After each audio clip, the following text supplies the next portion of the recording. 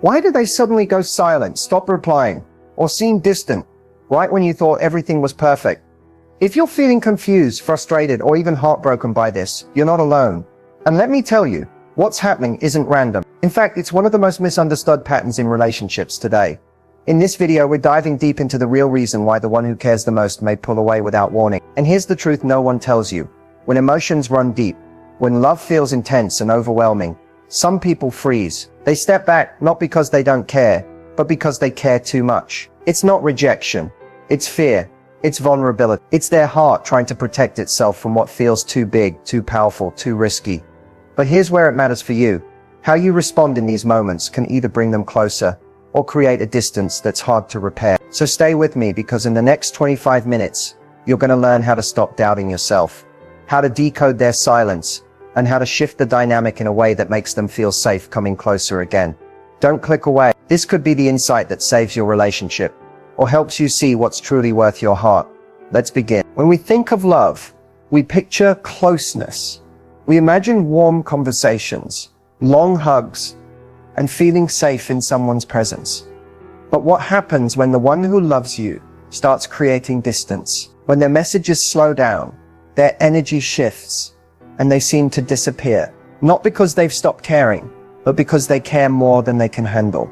Here's the hidden psychology most people miss. Love doesn't just awaken joy. It awakens fear, and sometimes that fear makes people pull away, even when they want to come closer.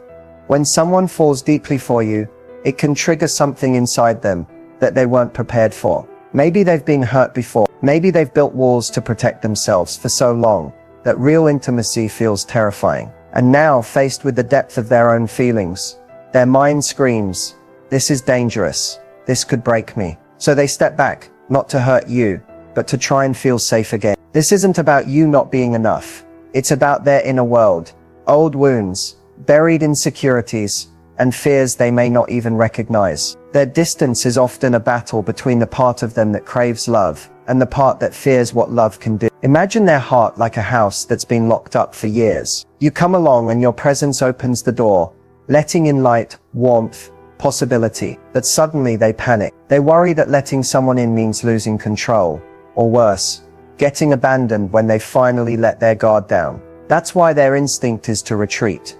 But here's the key.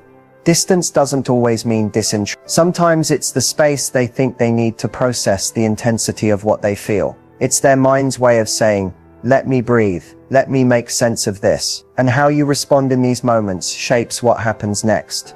If you chase, question, or pressure, you feed their fear. But if you hold steady, if you give them space without pulling away emotionally, you become the safe place they're searching for. That's when they can return, not because you begged, but because you understood. So when love creates distance, don't rush to fill the gap with noise, overthinking, or action. Instead, recognize it for what it is, a sign that something powerful is happening, and they're figuring out how to handle it. In the next part of this video, we'll break down the mixed signals this distance creates, and how to tell if what you're seeing is fear, confusion, or something else entirely. Stay with me, because what you learn next could shift the way you see your connection forever. Let's be honest.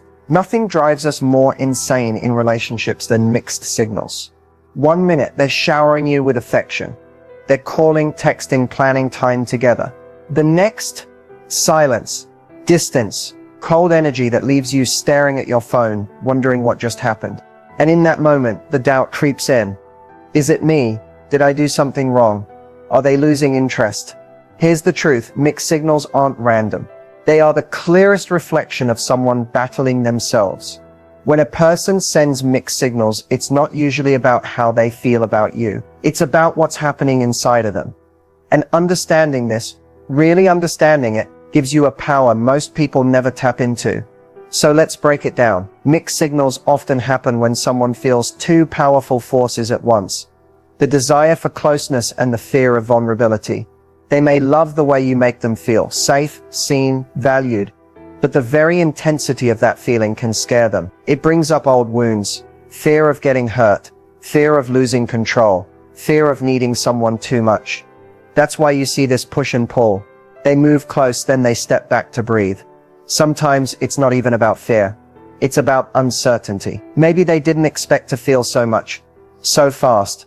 Maybe they're questioning whether they're ready for what's happening. And without even realizing it, they start testing the connection. Not to play games, but to find their footing. They give you attention, then distance. They open up, then close down. It's their way of figuring out how to navigate what feels overwhelming. And yes, sometimes mixed signals aren't about you at all. Life gets heavy. Stress, work, family issues. They weigh people down. And instead of communicating that, they go quiet. You feel abandoned, but they're just lost in their own world, unable to balance it all. The key to handling mixed signals isn't to chase harder. It's to observe calmly. Watch for the pattern, not the isolated moments. Are they always coming back after creating when it counts? Do they show up? Do their actions match the care you hope for? Even if their energy feels confusing at times. Here's what most people get wrong. They try to fix the inconsistency by texting more, calling more, proving their worth. But that only fuels the cycle. The real strength lies in holding your space. When you stop reacting to the roller coaster and start showing steady confidence, you shift the energy. Instead of being swept into their emotional storm, you become the calm they're drawn to. And that's why you need to keep watching. Because next, we'll unlock one of the most misunderstood forces in love. The power of absence. How ignoring isn't always rejection. And how distance, when handled right, can make connection stronger than ever. Stay with me, this insight could change how you see love forever. Absence. Silence. That hollow space where once there were calls, texts, affection, it can feel like rejection, like abandonment. But what if I told you that sometimes that absence is not a weapon but a shield? What if the one who seems to ignore you is in their own way trying to protect both you and themselves from something they don't yet know how to face? Let's go deeper. When someone loves you deeply, it opens doors inside them that may have been locked for years. The doors to their most vulnerable places, the parts of them that long for connection but fear it at the same time.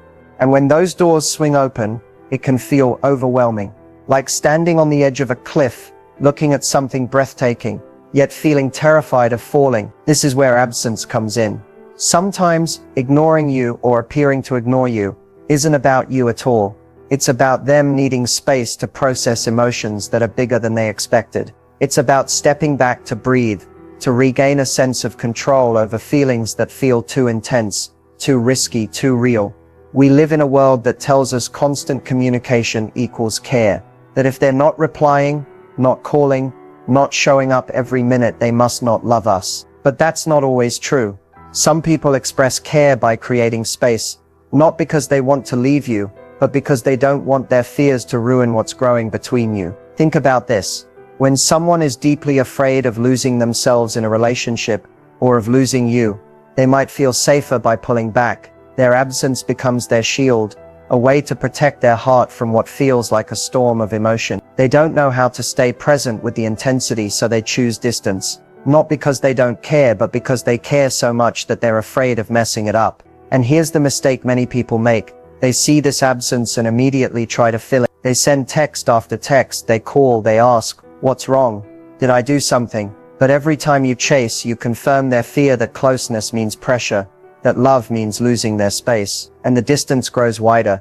So what should you do instead? Honor the power of absence. Recognize that silence can be part of the dance of love, a necessary pause that lets both people catch their breath. When they pull back, don't rush to fill the gap. Let it exist. Stay steady, stay calm. Show through your actions that you're not afraid of space, that you're secure enough to let them process what they feel. When you do this, you transform absence from something that divides into something that can bring you closer. You show them that love doesn't have to mean pressure, that connection can survive, even grow when space is honored. And here's what often happens. Once they realize that you're not chasing, not demanding, not panicking, they feel safe enough to return. On their terms, in their time. Absence, when handled right, becomes powerful. It gives love room to breathe. It helps the connection mature. And it teaches both of you that real love isn't about constant presence. It's about trust. Trusting that even in the silence, the bond holds strong. But this is important. Not all absence is love's shield. Sometimes absence is a sign of disinterest, disrespect, or emotional unavailability. So how do you tell the difference? Look at the bigger picture. When they return, Do they come back with care, with effort, with consistency? Do their actions over time match their words? Do they show you that the space was about regrouping, not about avoiding you? If the answer is yes, then you've witnessed the power of absence in love. If not, then their distance may not be about protecting the bond. It may be about protecting themselves at your expense. And that's a truth worth seeing clearly. In the next part of this video, we'll explore what you should never do when someone you love creates distance, and how your response can either strengthen or damage the connection forever. Stay with me, because what's coming next could change how you handle these moments for good. When someone you care about pulls away, it triggers something deep inside of you. It's like a switch flips, and suddenly fear, anxiety, and doubt flood your mind. You start questioning everything. Did I say the wrong thing? Did I do too much? Not enough? Are they losing interest? And in that vulnerable moment, most people make the same mistake. They react from panic instead of power. But here's the truth you need to hear. How you handle these moments of distance can either draw them back to you or push them even further away. So let's talk about what you should never do when they pull away. If your goal is real connection, not just temporary attention. First, never chase.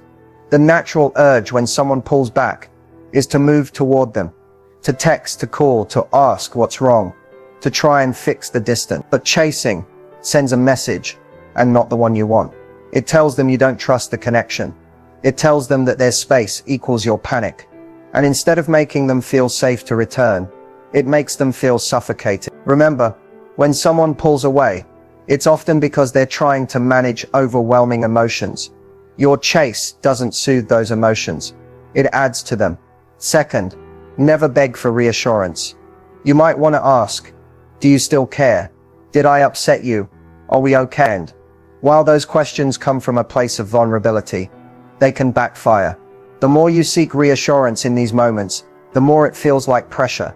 And pressure makes people retreat even further. The love that once felt light and beautiful begins to feel heavy, like an obligation they can't meet. Third, don't play mind games.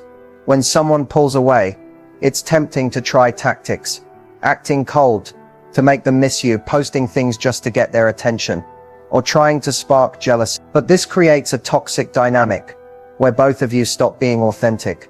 Instead of building connection, you build confusion, and in the long run, that chips away at trust, the foundation of any lasting relationship. Fourth, never abandon your self-respect. Sometimes in the fear of losing someone, people shrink. They tolerate bad behavior, accept crumbs of attention, or overgive in hopes of winning the person back. But this only teaches the other person that your value is negotiable, that your love comes at the cost of your dignity, and true connection can't thrive where self-respect is lost. So what should you do when they pull away? Stay steady, stay kind, respect their need for space, without abandoning yourself. Focus on your own emotional center. Trust that if the connection is real, distance won't destroy it. And if it does, that distance revealed a truth you needed to see. Here's what's powerful. When you stop trying to close the gap they created, and instead let them feel your calm presence from afar, they're far more likely to return. Not because you begged, chased, or manipulated, but because they feel safe, because they see your strength, because they realize you're someone who doesn't crumble at the first sign of distance. In the next section, we'll explore how to turn that distance into desire, the final move that can shift the dynamic in your favor, if you're ready to handle it with wisdom. Stay with me. What's coming could change how you approach love and connection for the rest of your life. When someone pulls away, the first instinct most people feel is to try and pull them back. The urge to text, to call, to explain yourself, to ask what's wrong. It's powerful. But here's the truth. The more you try to convince someone to stay, the more you actually push them further away. Because connection doesn't grow through pressure. It grows through presence, strength, and understanding. So how do you react in a way that strengthens the bond without begging for it? The first step is simple but powerful. Stay grounded. When someone distances themselves, it can trigger anxiety. You might feel like you're losing them, but reacting from that fear only feeds the disconnect. Instead, pause, breathe. Remind yourself that space isn't always a sign of rejection. Often it's a sign that they're trying to process their own emotions. When you stay calm, you create an energy of stability that they can trust, and that draws them closer over time. Second, focus on yourself. This is where many people struggle. They think, if I don't do something, I'll lose them. But the opposite is true. When you redirect your energy inward, toward your own well-being, your passions, your goals, you remind both yourself and them that your world doesn't revolve around their presence or absence. And this is magnetic. People are drawn to those who don't chase, who hold their value, who live fully regardless of who's watching. Third, communicate with strength, not desperation. If you choose to reach out, do so from a place of confidence. A simple, kind message that doesn't demand answers or attention can be powerful. For example, I hope you're doing well. I'm here when you're ready to connect. This lets them know you care, but it also shows that you respect their space and your own worth. Fourth, trust the connection, or let the distance reveal the truth. Not every person who pulls away is meant to stay. Sometimes, the distance shows you who is truly capable of building with you. And sometimes, it shows you that you deserve more than crumbs of attention. But either way, begging won't create the love you want. It only creates temporary closeness built on fear. Lasting connection comes when two people choose each other freely, not when one feels guilted or pressured into closeness. Finally, let them come to you. When you stop trying to fill the silence and allow them the space to miss your presence, to feel the absence of your energy, you give them the chance to come back on their own terms. And when they do, it's real. It's a choice. It's not the result of begging or chasing. It's the result of your quiet strength. Here's what's powerful. You don't have to prove your worth to anyone. The right connection sees it without you having to explain, convince, or beg. The right person values your calm, your respect for space, your ability to stand strong even when things feel uncertain. In the next part of this video, we'll reveal the final move that seals the bond, how to take all the strength you've shown and channel it into creating a connection that lasts. Don't miss it, because what comes next could transform the way you love forever. When someone you care about creates distance, it's easy to feel powerless. It's easy to believe that space means they're slipping away, that desire is fading, that you need to do something, anything to bring them back. But here's a truth that can shift everything for you. Distance doesn't have to be the end of desire. In fact, when handled with wisdom, distance can fuel desire. It can remind someone of what they're missing. It can draw them back to you, not through force, but through choice. So how do you turn that distance into desire? First, you stop filling the space with noise. Every time you overtext, over-explain, or overreach, you take away the one thing that makes desire grow: longing. Desire needs room to breathe. It needs space to stretch out. When someone pulls away, and you don't rush to close the gap, you create that space. You give them the opportunity to feel your absence. And absence, when paired with emotional connection, makes the heart remember why it cared. Second, you focus on becoming magnetic, not through words, but through energy. This means living fully, even when they're distant. It means showing that you're not waiting on their validation to feel valuable. When you stay engaged with your life, your goals, your passions, your joy, they sense it, and it reminds them of what drew them to you in the first place: your light, your strength, your self-possession. Desire thrives when you show that you are whole, with or without them. Third, you allow them to return. When distance turns into desire, it's because someone feels safe and free to come back, not because they feel chased or cornered. That means when they reach out, you respond with warmth, not resentment. You show that you respect their need for space, but you also hold your boundaries. You don't punish, you don't guilt. You welcome connection while standing firm in your self-worth. Here's where many people go wrong. They confuse distance with disinterest, and so they panic. But not all distance means they're done. Sometimes distance means they're figuring out how to navigate feelings that scare them. Sometimes distance means they're testing the bond, wondering if it can hold, even when they step back. And when you handle that space with quiet confidence, they feel drawn back, not out of guilt, but because they want to be close to you again. Remember,